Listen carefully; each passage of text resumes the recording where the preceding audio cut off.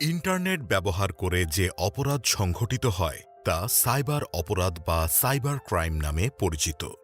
এক্ষেত্রে অনৈতিক কাজের মাধ্যম এবং টার্গেট উভয়ই কম্পিউটার। প্রতারণা, ব্ল্যাকমেইল, তথ্য ও অর্থ চুরি বা তথ্য বিকৃতি ইত্যাদি অপরাধ বর্তমানে ইন্টারনেট ব্যবহারের মাধ্যমে হয়ে থাকে।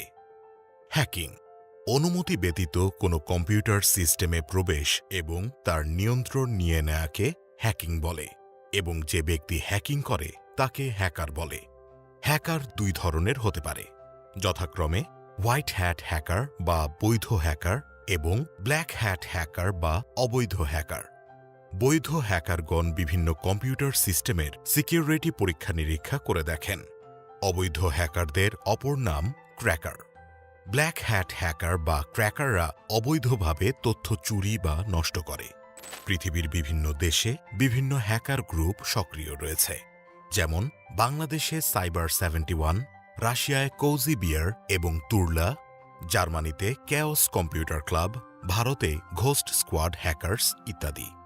উইকিলিক্স একটি আন্তর্জাতিক অলাভজনক সংস্থা যা গোপন নথি প্রকাশের জন্য বিখ্যাত। সংস্থাটির প্রধান নির্বাহী জুলিয়ান অ্যাসাঞ্জ। প্রশ্নোত্তর ১. ইন্টারনেট ব্যবহার করে অন্য ব্যক্তির তথ্য চুরি বা ধ্বংস করে দেয়াকে বলে?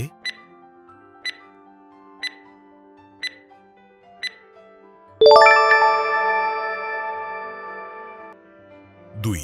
কোজি বিয়ার একটি?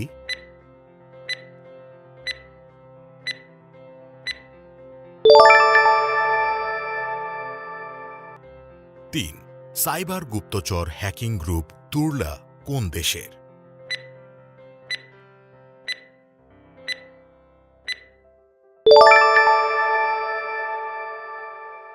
৪.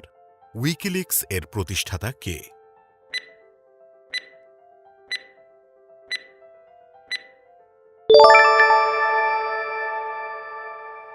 ৫. ঘোস্ট স্কোয়াড হ্যাকার্স কোন দেশের hacker group?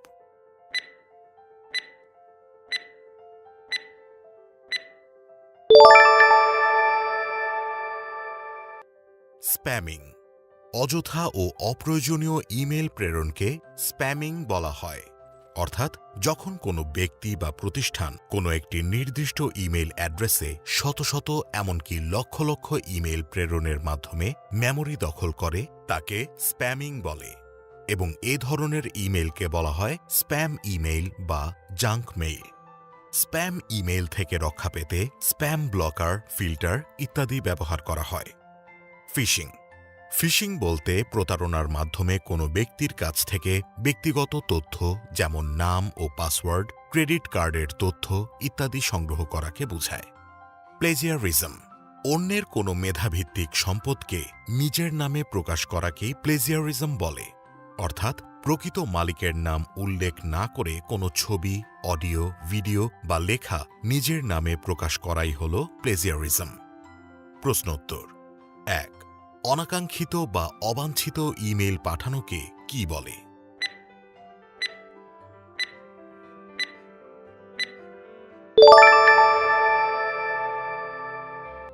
২. Junk email is also called?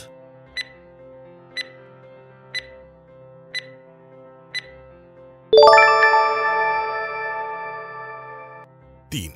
Which of the following will not protect you from spam?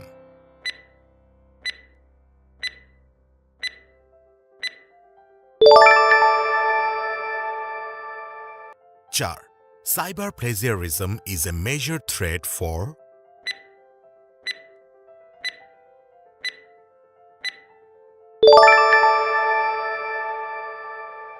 ৫. অন্যের গবেষণাধর্মী কাজকে নিজের নামে চালিয়ে দেয়াকে কি বলে?